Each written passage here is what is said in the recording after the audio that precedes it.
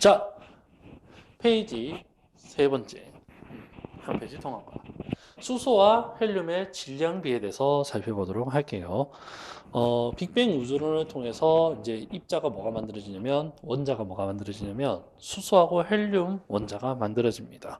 어, 얘들이 이제 어떤 식으로 만들어지는지에 대해서 이제 입자 수를 좀 살펴보고 그거에서 질량까지 생각을 좀 해볼 생각입니다. 자, 무슨 소리냐면 이럽니다. 빅뱅이 이제 처음에 시작될 그 순간에는 쿼크들이 모여서 양성자와 중성자를 만들 거예요. 여러분 잘 보일지 모르겠지만 파란색으로 표시하고 있는 요것은 뭐냐면 중성자입니다. 그리고 이제 주황색으로 표시하는 요것들을 뭐라고 하냐면 이제 양성자입니다. 자, 지금 보면 양성자, 중성자들이 처음에 쿼크들이 모여서 만들어지는데 이때 보면 알겠지만 개수들이 보면 양성자도 8개, 그죠? 그 다음에 중성자도 맨 8개가 태어납니다. 자, 헷갈리지 않게 하나씩 적어 드릴게요. 요것들이 다 중성자. 그 다음에 요것들이 다 양성자가 됩니다. 그래서 쿼크들이 모여서 양성자, 중성자가 만들어질 때 개수 비가 거의 1대1로 있었다 이겁니다. 양성자는 뭐 구분을 위해서 플러스 전기를 잠깐 쓸게요. 구분을 위해서 플러스 전기도 이렇게 이따가 해보겠습니다. 자, 이러다가 우주가 점점 커지게 되면 그에 따라서 온도가 서서히 아니죠. 온도가 많이 떨어지게 될 텐데 그때 이 모습이 살짝 변합니다. 자, 빅뱅의 초반기에는 어떤 일이 가능했냐면 바로 이런 일이 가능했습니다. 중성자가 양성자로 변하는 게 가능했어요. 그래서 중성자가 양성자로 변할 때는 에너지를 미안합니다. 방출해서 양성자로 변하기도 하고 그다음 양성자가 중성자로 변할 수도 있었는데 그때는 에너지를 흡수해서 이런 일이 가능합니다. 자, 이제 여기서 잘 봐야 돼요. 다시 얘기하면 중성자는 양성자로 변환이 가능하고 양성자는 역시 중성자로 변환이 가능했다. 빅뱅 초기에는. 중성자가 양성자가 될 때는 에너지를 내보내며 양성자가 중성자로 변하려면 주변으로부터 에너지를 흡수해야 한다. 이 두 번째. 세 번째. 우주 크기가 점점 어떻게 되냐면 커져요. 우주의 크기가 점점 커진다고. 우주의 크기가 점점 커진다고. 그러면 어떻게 되냐면 전체적으로 온도가 떨어진다고 했죠. 온도가 떨어지면 전반적으로 열의 형태로 있는 에너지들이 다 바깥으로 흩어지게 돼요.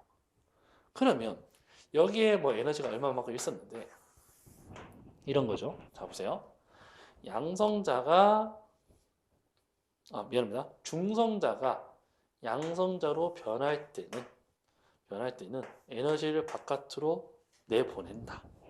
양성자가 중성자로 변할 때는 역시 에너지를 흡수한다 이겁니다. 근데 우주가 점점 커짐에 따라 이 주변에 에너지가 있었는데 이 에너지들이 다 더 바깥쪽으로 흩어지기 시작한다 이거예요. 그러면 어떻게 되느냐? 양성자가 중성자로 변하는 반응보다는 중성자가 양성자로 변하는 반응이 훨씬 더 자주 일어나게 돼요. 그러므로 이 상황이 앞으로는 어떻게 변하게 되냐면 쭉 따라가보면 이 상황이 결국 어떻게 되냐면 양성자의 수는 점점 어떻게 되죠? 이게 이렇게 변하면 양성자의 수는 계속 불어나게 되겠지.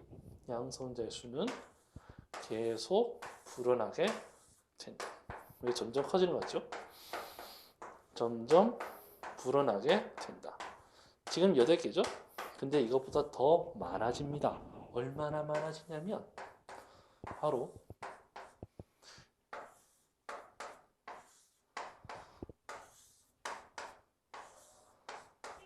자, 총 몇 개죠? 14개죠? 14개. 이만큼 불어나게 됩니다. 한편 중성자는 양성자가 미안합니다. 중성자가 양성자로 계속 변화가 일어나기 때문에 중성자의 수는 아무래도 감소하겠죠. 그래서 결국 양성자와 중성자의 개수비가 여기 잠깐 보면 양성자와 중성자의 개수비를 살짝 파악해보면 이때는 1대1이었습니다. 그러다가 시간이 지나서 보니까 양성자가 7이고 중성자가 하나가 되는 거죠. 왜냐면 14개 대 2개니까. 이런 식으로 변화가 일어난 겁니다. 그러니까 이렇게 되는 동안 우주 크기가 증가하니까 우주 크기가 증가하니까 온도도 떨어지고 온도가 떨어지다 보니 에너지가 방출되는 반응은 잘 일어나는데 에너지가 흡수되는 반응은 좀 힘들다라는 거예요. 그래서 중성자가 양성자로 계속 변하게 되는 겁니다. 그 결과가 이렇게 되는 거죠. 자, 그 다음에 여기서부터 좀 살펴볼 거예요. 뭐냐면 어디다 쓰지? 여기다 한번 쓸게요. 뭐냐면 수소 원자핵은 어떤 모습이냐면 바로 플러스 전하 하나만 있어요. 근데 헬륨 원자핵은 어떤 모습이냐면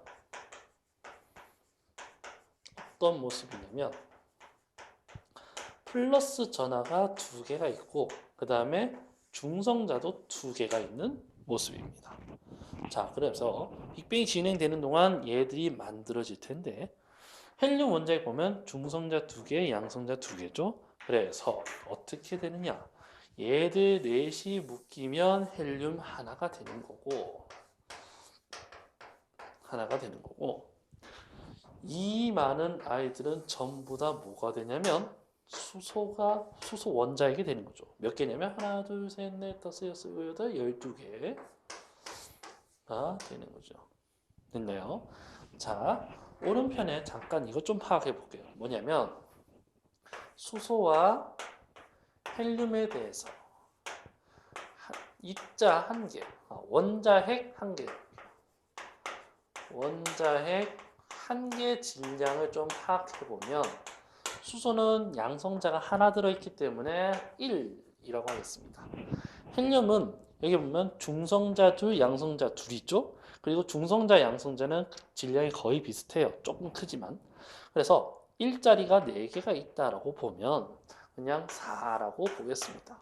자, 근데 여기 보면 알겠지만 만들어진 원자핵의 개수를 파악해 보면 수소는 원자핵 개수가 몇 개요?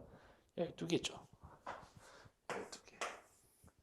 헬륨 원자핵은 하나에 만들어지죠. 그래서 이 둘을 곱하게 되면 뭐가 나오냐면 얘들이 갖고 있는 총 질량이 나오거든. 그래서 질량을 파악해 보면 얘는 곱하면 12가 나오고 얘는 곱하면 4가 나오죠. 그럼 질량 B가 결국 몇 대 몇이 되냐면 12대 4. 정리를 하면 3대 1이 나오는 거죠. 수소와 헬륨의 질량 B가 3대 1이 나오게 될 거다라고 역시 생각을 해냈어요. 그래서 이렇게 3대 1이 나올 거라고 예측을 했고 나중에 다른 방법을 통해서 실제로 3대 1이 나온 것을 확인을 합니다. 아니, 수소와 헬륨이 우주에 많이 떠 있는 건 맞는데 그거를 어떻게 저울로 재는 것도 아니고 어떻게 3대 1로 쟀을까? 요거는 다음 페이지에 좀 다루도록 하겠습니다. 됐나요? 자, 이 과정이 좀 중요하긴 합니다. 시험에 나올 때 보면 간혹 만약 양성자, 중성자 비율이 7대1이 아니라 뭐 8대1이라면 질량비가 몇 대 몇이 나왔을 거냐 이런 것들이 많이 출제도 되거든요. 그렇기 때문에 이 과정을 찬찬히 이해를 하고 이런 식으로 계산할 수 있어야 됩니다. 계산할 수 있어야 돼요. 됐나요? 자, 정리 빠르게 들어가겠습니다. 수소와 헬륨의 질량비 이게 왜 중요하냐면 아까 빠졌는데 빅뱅의 증거가 되기 때문에 되게 중요한 내용이에요. 자 볼게요. 일단 양성자, 중성자 생성될 초기에는 개수비가 몇 대면? 개수비가 1대 1이었습니다. 이걸 과정을 설명해야 되니까 쉽게 생각하기 위해서 그냥 8대 8이라고 생각해도 됩니다. 됐나요? 그리고 초기에는 중성자가 양성자로 변하는 것도 가능했고 양성자가 중성자로 변하는 것도 가능했다. 양성자가 중성자로 변할 때는 에너지를 흡수하고 중성자가 양성자일 때는 에너지를 방출한다. 그리고 우주의 크기가 점점 커짐에 따라 온도가 떨어지다 보니 중성자에서 양성자의 변환이 자주 일어나게 됐다. 그로 인해서 양성자 수는 증가하고 중성자는 감소한다. 그러다 보니 양성자와 중성자의 개수비는 1대1에서 7대1까지 변화가 일어났다.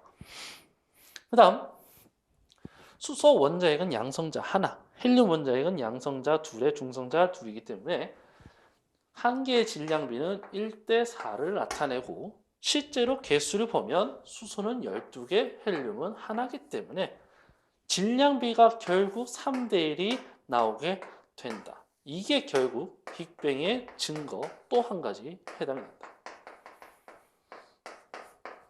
나중에 이게 빅뱅의 증거로 채택이 된다. 입니다. 끝!